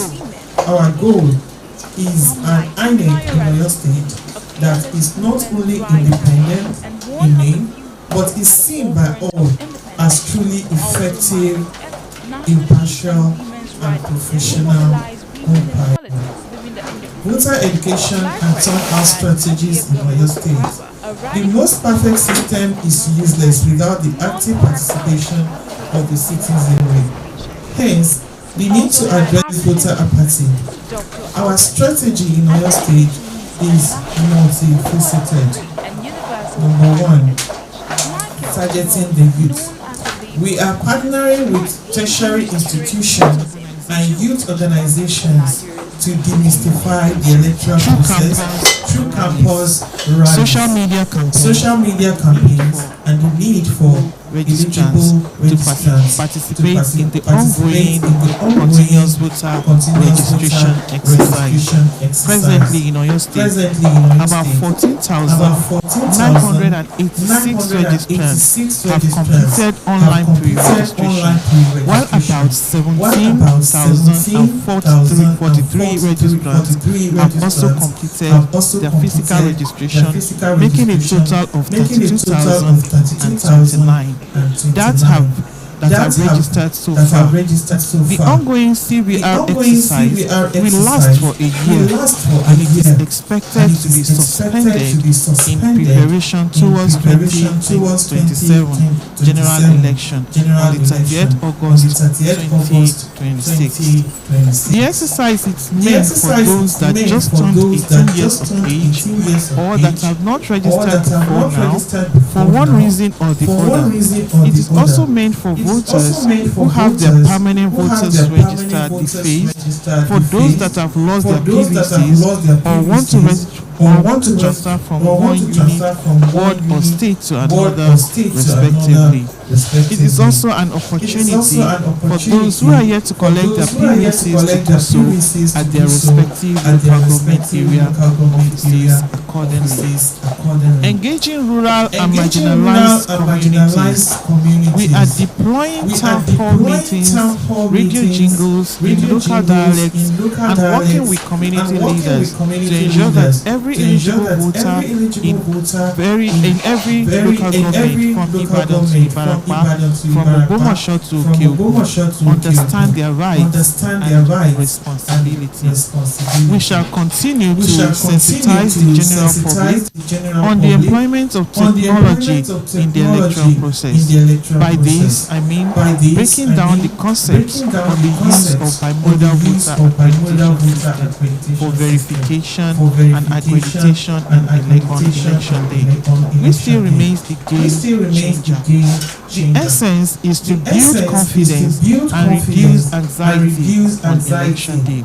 A voter who is confident in the process is a voter who will turn out. We therefore call on all stakeholders, especially the media and civil society, to be our allies in this mission of enlightenment. Safeguarding against violence and misinformation. The sacredness of the ballot cannot be guaranteed in an atmosphere of violence and falsehood. Our third pillar is therefore the robust safeguarding of our electoral space. We are working also extricably with the Interagency Consultative Committee on Election Security under the leadership of the Nigerian Police. Our aim is to ensure coordinated deployment, intelligence sharing, and swift response to any threat of violence on polling units and collation centers. Let this be a clear warning. Violence and electoral malpractice will be met with the full force of the law. Then we are also combating misinformation. The meanings of fake news is a poison to democracy. We have established dedicated platforms, including our state office and verified social media handles to prevent real-time accurate information. We urge the public to cross-check every piece of information and not to be purveyors of misinformation. We also call on the media to uphold the highest standards of ethical reporting, verifying stories before publication. collaboration with stakeholders to strengthen Nigeria's electoral architecture. This brings me to my final and most important point, collaboration. INEC does not and cannot work in isolation. The strength of our electoral architecture is directly proportional to the strength of our partnership. To political parties, we urge you to imbibe internal democracy, educate your agents on electoral guidelines, and admonish your supporters to shun violence. A credible process begins with you. To security agencies, your neutrality and your professionalism are not negotiable. We count on you to protect voters, personnel, and materials, thereby creating a safe environment for democracy to thrive. To the media, you are the bridge between INEC and the electorate. We seek your partnership in objective reporting and voter education. To civil society, your role as watchdogs and advocates is crucial. Your observation and critics help us to improve. Distinguished ladies and gentlemen, the journey towards the electioneering process is a continuous one. There is no finishing line. The 2023 general election presented both significant achievements and important lessons. Here in INEC Oyo State, we are determined to build on the successes and squarely address the challenges headlong ahead of 2027 general election. The task ahead is great, but our collective efforts will be greater. Let us leave this race with a renewed pledge to work together, not as adversaries, but as partners in building a democratic legacy that generation unborn will be proud of. I want to also, before I end this, I want to refer to what my brother said the other time, the accountant. The accountant, he said, I really, that word really touched me, and that is the reason why I've been sitting down here and watching everybody saying what they have been saying, but you see, this collaboration is no necessary. You don't have to. There is no two way about it. My brother the other time has said it all. If we want to succeed, it is a joint effort. I know you agree with me. But it is something that is practicable. INEC cannot do it. My brother the accountant said we need good people to have a good and safe environment. That is just the whole thing. If we can think aright, if people can just stop all this do or die affair. Just stop. When people talk about the spirit of sportsmanship, I wonder what they are talking about. Because me, Baba Farumbi, I don't watch football. I love football. Very much. But I don't watch football. I will tell you. I'm a Chelsea fan. Wow. My husband is Man U. Okay. Anytime I see Chelsea losing, I will be like, is that as if I want to have. So I don't have that spirit to watch it. I'll just run inside. Whenever they say blues, I've watched. Blues, we have won. That is just the way it is. Lots of our politicians don't have this spirit. They're just going into the because of their selfish interest. And that is why you see all these things are working as if only we can have this spirit of sportsmanship. When you lose, because there must be a loser, whether we like it or not. So that is just it. Let me just stop here. Thank you for your attention. God bless your state. God bless the Federal Republic of Nigeria, who has to celebrate the 65th independence anniversary of Java.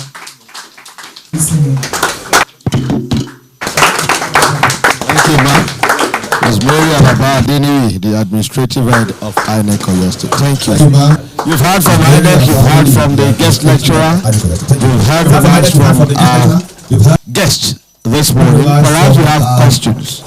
You have little contributions or concerns that you want addressed before we go today. Please quickly, just signify. You have okay one. You have okay one. Two. I think that's all. You have three. Let's quickly have the questions, remarks. Very brief ones, please. Let's have the questions, remarks. Very brief ones, please. Thank you. My name is Olayinka Agbola, Parrot Extra Media Network. Now, I really do not want to tell a long story. Dr. William. Dr. Shola, thank you for your submissions. Baba, happy birthday, sir. Now, we've been talking, all of us have been making submissions. We all know where the problem is from. Nobody wants to start build the car. Daddy, Ambassador, I was in a meeting with you about 3 years ago that we discussed this issue. And I asked you a question and I had to answer it. Let me use this opportunity. Where we must start and we must get God out of it. God has given us everything we need. Where do we start from? Thank you very much. Thank you very much.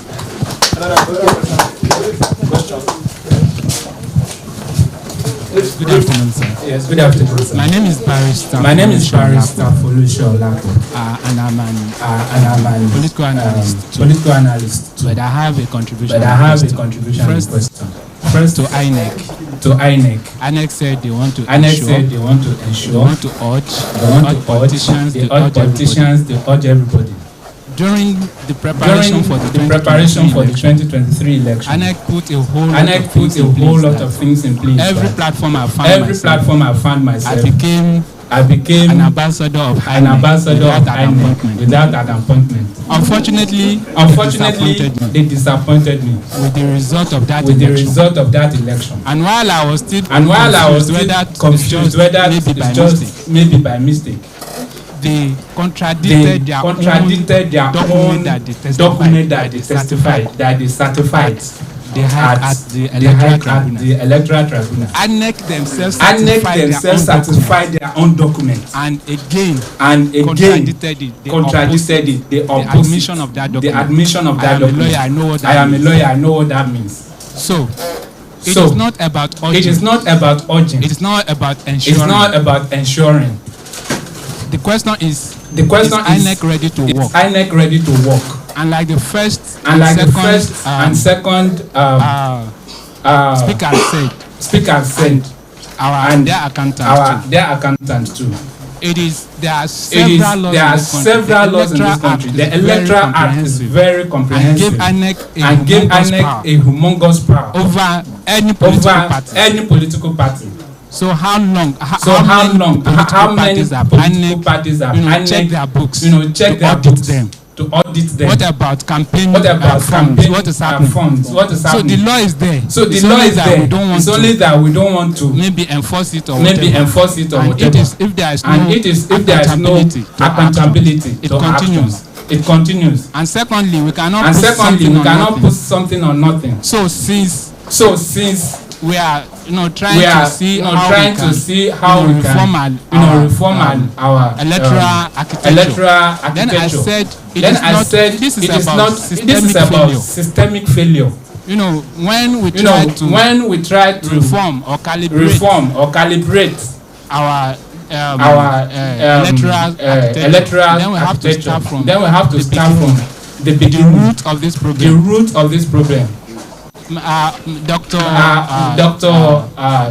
Shola said that this country is designed to behave the way it's behaving. And that's not the first time I'm hearing that. Our dear Honorable Professor Adebisi has been saying that all over the platform. This country is behaving the way it is designed to behave. What happens? How many political parties we have in Nigeria? None. We have platforms where people get to power.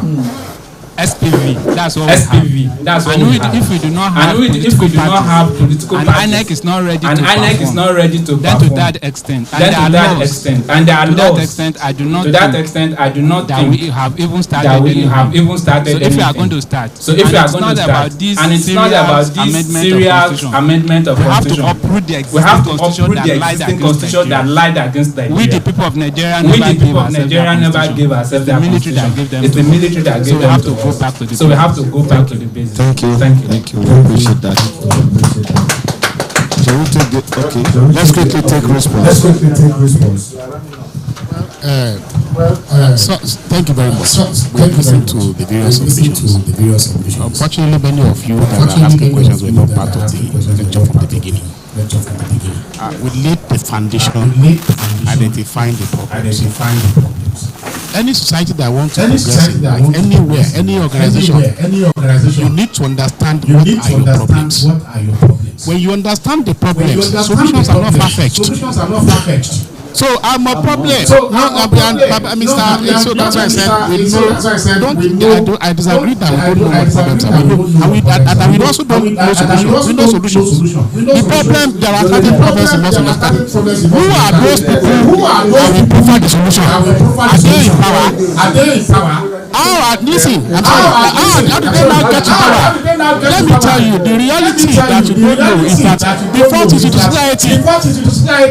That is the first set. Let me give you two instances. I gave you an example. 273,000 people were supposed to conduct elections to vote for a Federal House of Representative member. 30,000 people came out to go and vote.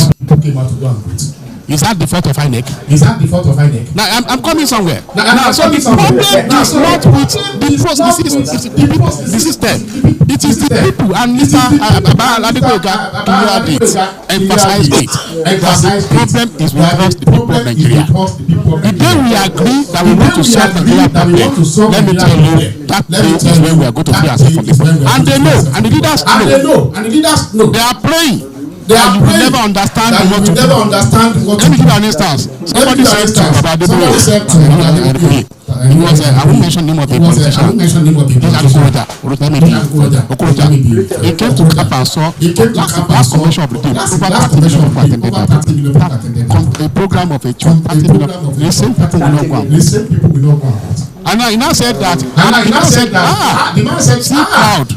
That he praised that this Baba will never understand politics. The day this Baba understand political system, tí wọ́n bá jáde tó ń fẹ́ contest, not because there was a Baba Adeboye who contest, because let me tell you, if you put an in charge of Nigeria system, the kind of things we are running now, and also who are the question we ask now, who are those people? Is Yinka in government? Am I in government? Are you in government? Those of us who have clear mind, sincere and genuine interest to serve the people. And how do we get involved?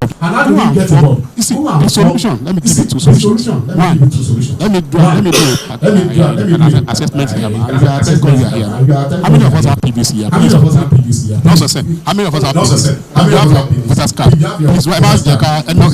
How many? Over 90%. Let me ask you some question. How many of you are registered members of a political party? You are a member of a political party. 1, 2, 3, 4, 5. I don't want to ask you about your party, which party you belong to. Can you see the percentage of people?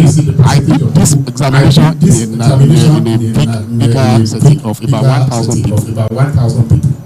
Only 5 people. Everybody has PVC. Only 5 people are members of the political party. That is where the problem starts. Baba said the recruitment system of Nigerian leadership is very good. Many of us that are good people, I not because I know you, I'm saying you look like somebody who is very responsible, very good, very intelligent. You understand the problem of the solutions. You know the solutions. You can offer solutions. Are you empowered to? I'm not. How many of us think that politics is meant for bad people? Useless people, dogs, idiots. Idiots. Allah in the country, like Baba said, how can I leave my business and go and attend party meeting on Monday morning, on Wednesday, on Saturday, It's even bad in our local government. The man is in charge of my local government, in my party. I cannot engage him. He's a I can't engage him in personal. What concerns my life. And he's the one that is going to share. Off record, please. Off record. And he's the one that will the system that will produce me as chairman of local government. One day the man told me, said, because he knows what I stand for. I'm not a difficult person, but I have my values and my principles in life. I have focus. I know I did a report of how to transform Akure. I wanted to become a chairman of Akure local government. I did it, but in that local government, I saw and I did my research. About 27 quarries they have collapsed. Simply because you did not do one road. And I said, Mr. Governor, just do me one favor. Help me build this road. I will revive those 27 quarries. Yet I did not become local government.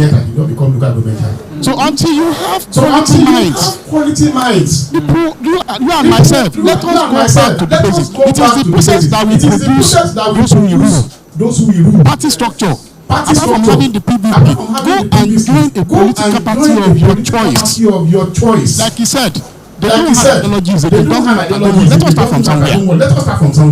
Let us go back to go and get Bukapa. That is the Baba people. That's the Baba is there. We were together with the success of Ajimo was because he picked a few of us who were thinking with him. The governor. There is no way Makinde can know about education as much as teachers. There is no way he can know medical system, healthcare sector, like doctors, and nurses and physiotherapists. But I don't see people in the political system to join him. So the solution is political participation of the elite class. Number 2. It's on the day of voting. Identify, it doesn't matter which political party the person is. Identify with the best people that have capacity to do that and go and vote for them. If you like, let it be let it be there is, and let me finally close this. The error that what it asked the vote, is not true. It's not true. It is absolutely wrong. It is not true. What they voted, the number of votes that voted for an election was what you saw there, 30,000. The rest were at home playing football, watching TV. So we need to go back on the day of election, identify with whoever you think is the best, and vote for that person. It is your vote that they recant. They are about to know. That is the solution. Let's forget that we don't know what to do. We don't know the solution. We know the solution, but we need to do what is right. And it's not about it's not about all together to change the dynamic. Thank you very much. Thank you very much. Okay, let's quickly have the remark from our father who is celebrating his birthday today on this special day. A brief one. Elder Statesman Dr. Yemi Farounbi. We just want to have this remark. Come and sit here. They are managing our time. Pastor, come and sit here. Come and sit at your seat. I think all I have to do is to sincerely thank the senator, and also very important his representative. Not only doing justice to the quality of the senator, but you have also portrayed yourself. Because I saw that half of your presentation was out of the script. Not within the script. So I thank you. Of course, we have to thank not for that contribution of peace. Because that is the all of you are saying the same thing. Nigeria is not good. Nigeria an abstract Nigeria consists of Nigeria consists of 237 million people. Without those 237 million. Without the people, there is no Nigeria. Ain't it called Nigeria Ain't it called Nigeria without people? If the people are not right, If the people are not right, then the country will not be right. then the country will not be right. A mango tree A mango tree will never produce an orange tree. If Nigeria is bad, If Nigeria is bad, we will not produce a we will not produce good a good president. No good governance. So we ourselves have to begin act as if we are good. Act as if we are good. If indeed we are good. If indeed we are good. Because leadership consists of three elements. Is vision. Is vision. Is competence. Is competence. Is character. And his character. Like the chairman said. The character is number 1 and 2. Number 1 and 2. But who determines character? Who determines character? We. So what they have taken away from here. That we will have good Nigeria. When we have good leadership. We have good leadership. When we have good who elects the good leadership. So I thank you all. Participating and contributing. Radio station. You will identify them. We chose this method. We don't want to reach better people. We can assemble 1,000 people in the hall and do a curriculum. Or who reach the audience that Honors FM, Honors TV, radio station, that one in Shaki, and a bit of Paul in this program. The audiences will not be from that hall. I have my old station, NPU, my old station, BCN, So we thought we are going to be able to reach greater people, penetrate in part of the people who want to change, who will not be able to come to the conference center to attend the commission. That's why we'll come back again. We'll come back again and use you people. Come back to you. Depending on what let me end by saying something. We have a democracy. Why is it when the governor or the president is reading a speech, there's a military man around? Have you ever watched? Have you ever seen a military man around? What's wrong? Have you ever watched the seat that Trump is sitting? Do you have a crest behind? Do you have a crest behind? So why we put a crest? The governor must sit on a chair that has. The president must have a chair that has to modify democracy. You can go put this one. The plate number of the car of Trump is number 46. Issued by the district of Columbia. Why is it that our own president cannot use number? He has to use a crest. Is this glamorization of position that makes it become life and death? Can we begin to humanize position? We know it's ordinary. We are just one like all. Just go there, serve and. I thank all of you. Thank my friend, this other one of the rascal like this. I have been a rascal because I want to see. Lion cannot be back to. So I thank you all that are here. I hope that not too long again we have another one and we'll be able to have all of you participate. When you leave here, say to yourself, we are going to make Nigeria great. We are going to make Nigeria great. It is not our enemy. It's not the president. It's not the governor's office. It's not even the National Assembly. It is our victor. Thank you.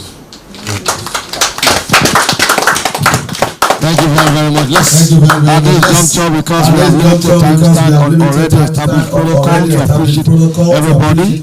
And raise this occasion on behalf of the Yobi Faro Colloquium and honor 102.5 FM and honor television. We appreciate you all. The media partners that we have, NTA, the Broadcasting Corporation of Oyo State, BCS, and others, Parrot, Newspeak Media, and numerous others. BCS have mentioned that, yes, and the correspondent chapel of the Oyo State NUD and others also help in airing these very important events. I also want to thank the director of television of Honor TV, yes, of Honor TV, Head of Human Resources, Funke. Thank you very much. Thank you very much. We appreciate you all. This will be a series. We appreciate you for celebrating Nigeria, and we urge you to be patriotic, law-abiding, and for the love, unity, and progress of this nation. I remain yours faithfully. Say thank you, and God bless you. We take the national anthem to wrap up the program. God bless you. Let's start as we take the national anthem.